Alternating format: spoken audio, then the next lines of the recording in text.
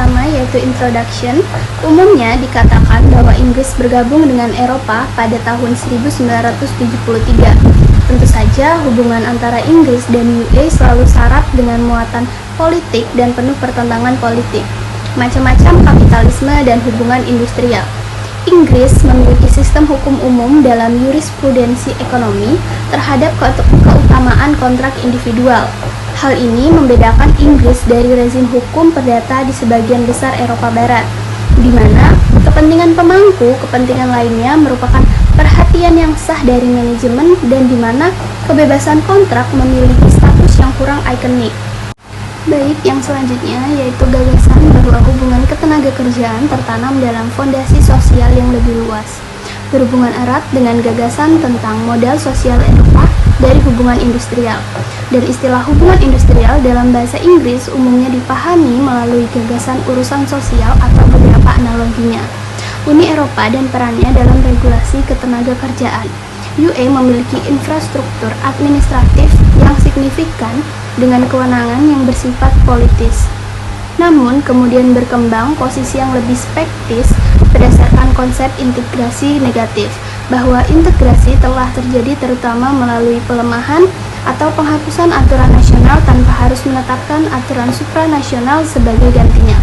Baik, materi selanjutnya yaitu lembaga-lembaga Uni Eropa.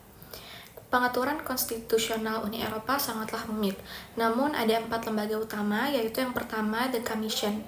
Komisi tersebut terdiri dari seorang calon dari setiap negara anggota, termasuk seorang presiden dengan masa jabatan 5 tahun. Komisi biasanya dipandang sebagai penggerak integrasi Eropa.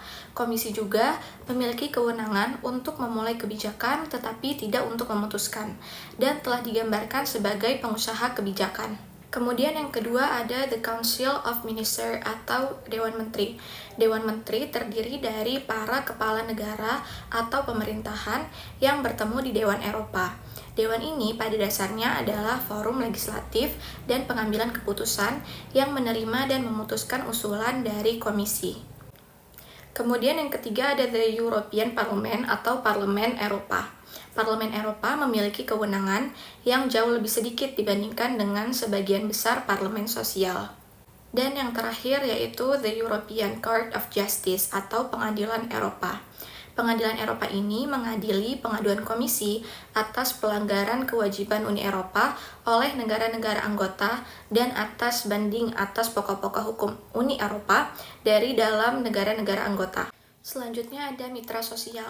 Meskipun terdapat banyak organisasi yang mewakili kepentingan pekerja dan terutama pengusaha, hanya ada 3 pelaku utama, yaitu yang pertama ada European Trade Union Confederation atau ETUC. Didirikan pada tahun 1973 yang awalnya hanya mencakup konfederasi yang berafiliasi dengan International Confederation of Free Trade Unions. Semua serikat pekerja Kristen utama diterima pada tahun 1974, yang selanjutnya semua konfederasi utama mantan komunis telah diizinkan masuk. Kemudian yang kedua ada Business Europe yang hingga tahun 2007 dikenal sebagai UNICE. UNICE didirikan pada tahun 1958.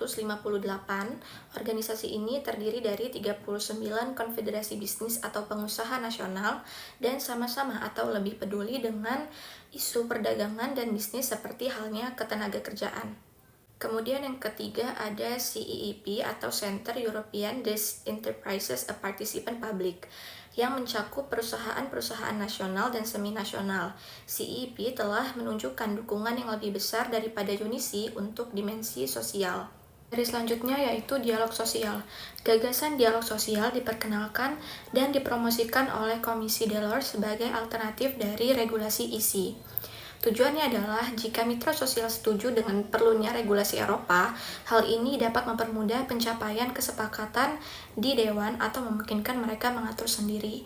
SEA mengarahkan komisi untuk mengembangkan dialog antara manajemen dan tenaga kerja di tingkat Eropa yang bisa menghasilkan kesepakatan bilateral jika diinginkan. Dialog sosial juga berlangsung di tingkat sektoral melalui komite gabungan atau kelompok kerja informal. Meskipun di banyak sektor, organisasi mitra sosial masih lemah atau tidak ada, terutama di kalangan pengusaha. Materi selanjutnya Inggris di Eropa. Inggris tidak berpartisipasi dalam pembentukan IEC pada tahun 1957, sebagian karena pertentangan terhadap ambisi federalis para pendiri. Sebaliknya, Inggris memimpin pembentukan Area Perdagangan Bebas di Eropa atau EFTA pada tahun 1960 dengan mengangkat dua sekretaris jenderal pertama. Akan tetapi, pemerintahan dengan cepat berubah pikiran dan mengajukan keanggotaan pada tahun 1961 dan sekali lagi pada tahun 1967. Pada kedua kesempatan tersebut diblokir oleh hak veto Perancis. Pengajuan ketiga setelah De Gaulle pergi berhasil dan aksesi dilakukan pada bulan Januari 1973.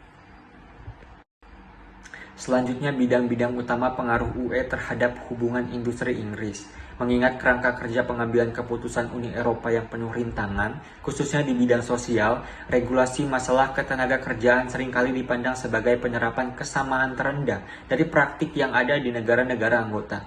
Namun, karena kontras antara kapitalisme antara Anglo-Sakon dan Rhineland, regulasi pasar tenaga kerja yang lazim di sebagian besar Eropa Barat lebih sulit diakomodasi dari sistem Inggris yang diatur secara longgar. Jadi di bawah ini saya akan mengkaji dampaknya dalam beberapa bidang kebijakan yang berbeda. Yang pertama ada waktu kerja dan yang kedua ada perlindungan ketenaga kerjaan dan pekerjaan yang tidak lazim. Yang pertama ada waktu kerja. Secara historis, hukum Inggris telah mengatur waktu kerja hanya untuk kategori karyawan tertentu, wanita dan pekerja muda, dan dalam pekerjaan dengan implikasi keselamatan yang signifikan, sedangkan di sebagian besar negara kontinental, jam kerja maksimum untuk semua karyawan telah ditentukan oleh hukum. Lihat Grayson and Robbery volume ini. Oleh karena itu, regulasi UE di area ini telah menjadi kontroversi. Seperti disebutkan di atas, SEA mengatur undang-undang yang dapat diadopsi oleh QMP dalam mengejar perbaikan, terutama di lingkungan kerja, sehubungan dengan kesehatan dan keselamatan pekerja. Namun, sementara lingkungan kerja tampaknya mencangkup sebagian besar aspek kondisi ketenagakerjaan, kesehatan dan keselamatan tampaknya jauh lebih sempit cangkupannya. Yang kedua ada perlindungan ketenagakerjaan dan pekerjaan yang tidak lazim. Di Inggris, kontrak kerja tradisional memungkinkan pemutusan hubungan kerja oleh kedua belah pihak dengan periode pemberitahuan tertentu. Pada tahun 1965, sistem kompensasi untuk redundansi diperkenalkan, diikuti oleh prinsip pemecatan yang tidak adil melalui Undang-Undang Hubungan Industri pada tahun 1971. Keduanya memerlukan masa kerja minimum.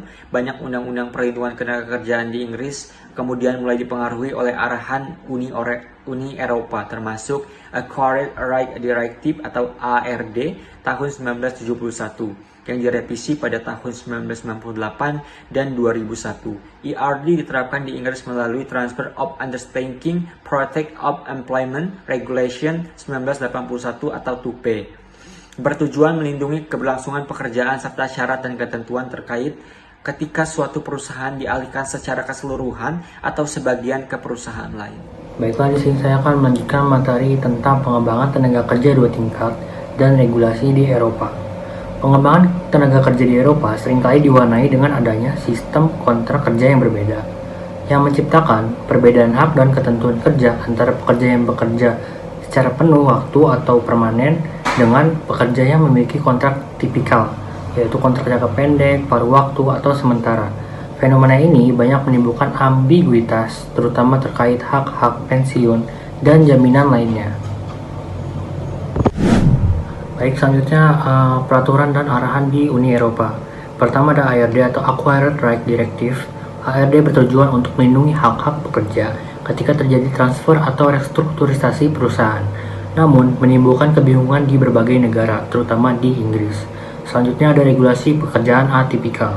Regulasi ini diusulkan pertama kali pada tahun 1982 dan baru disetujui pada tahun 1997 dan 1999. Pekerja paruh waktu yang sebagian besar adalah perempuan seringkali menerima ketentuan kerja yang lebih rendah dibandingkan dengan pekerja penuh waktu. Baik, dilanjutkan dengan materi informasi dan konsultasi karyawan atau bisa disebut European Works Council adalah sebuah mekanisme perwakilan karyawan di perusahaan multinasional dengan lebih dari 1.000 pekerja di berbagai negara IEA. Meski ada fleksibilitas dalam penerapannya, dampaknya di Inggris cenderung terbatas karena manajemen seringkali mengabaikan proses ini. Namun, EWC memberikan pengalaman baru dalam demokrasi industri di tingkat Eropa bagi karyawan Inggris. Baik, setelah kita membahas tentang pengembangan tenaga kerja dua tingkat dan regulasinya di Uni Eropa, kita masuk ke dampaknya untuk Inggris dan Uni Eropa itu sendiri. Yang pertama ada pekerja agensi dan kontrak jangka waktu. Proporsi pekerja agensi di Inggris mencapai 5% yang lebih tinggi dibandingkan negara lain di Eropa. Oleh karena itu, dampak regulasi pekerja agensi sangat terasa di Inggris. Kemudian ada pengaruh opt-out. Inggris pada awalnya memilih keluar dari beberapa peraturan sosial Uni Eropa, tetapi kemudian dengan pemerintahan buruh, opt-out ini dihapus, sehingga regulasi EWC dan ketenaga kerja lainnya mulai berlaku di Inggris. Baik, pada slide ini menggarisbawahi dua hal utama dalam evolusi industrial di Inggris, perubahan yang dipengaruhi oleh perkembangan internal di negara tersebut, serta dampak eksternal yang datang dari UI. Keanggotaan Inggris dalam UI mempercepat penerapan undang-undang ketenagakerjaan yang sebelumnya tidak diinginkan, terutama terkait waktu kerja dan perlindungan individu. Keberadaan UI menambahkan lapisan regulasi tambahan, meskipun implementasinya tetap berada di tangan otoritas nasional. Slide ini menunjukkan bagaimana keanggotaan UI memaksa Inggris untuk beradaptasi dengan standar sosial yang lebih tinggi, meskipun ada resistensi dari pemerintah setempat. Baik, nah selanjutnya di slide ini menjelaskan bagaimana dua proses yang tampaknya berlawanan, Europeanisasi dan Anglisiasi, bekerja secara paralel dalam hubungan industrial. Di satu sisi, UI berhasil memperkenalkan aturan-aturan baru ke Inggris, terutama dalam hal kesempatan yang sama dan hak-hak pekerja, yang mengarah pada Europeanisasi. Namun, di sisi lain, Inggris juga berhasil mendorong agenda liberalisasi di dalam UI, terutama melalui kebijakan flexibility dan deregulasi pasar tenaga kerja.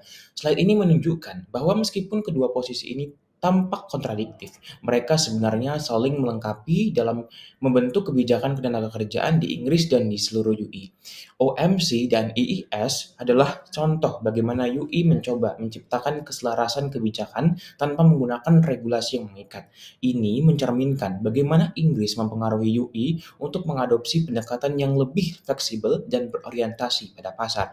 Di bawah kepemimpinan Blair, Inggris mendukung kebijakan yang memungkinkan deregulasi pasar tenaga kerja, sambil tetap mempertahankan elemen-elemen perlindungan yang dianggap penting oleh UI. Nah, pada akhirnya presentasi ini menggambarkan bagaimana hubungan industrial di Inggris tidak hanya dibentuk oleh dinamika internal, tetapi juga oleh pengaruh eksternal dari Uni Eropa. Keanggotaan di Uni Eropa memperkenalkan konsep Europeanisasi, di mana hak-hak ketenagakerjaan individu diatur secara lebih ketat, seperti pada kebijakan waktu kerja dan kesempatan yang sama. Inggris terpaksa menyesuaikan diri dengan standar sosial Eropa, meskipun pemerintahnya menolak keras banyak dari regulasi ini. Mungkin cukup sekian pemahaman dari materi kami, semoga dapat dipahami. Sekian dan terima kasih.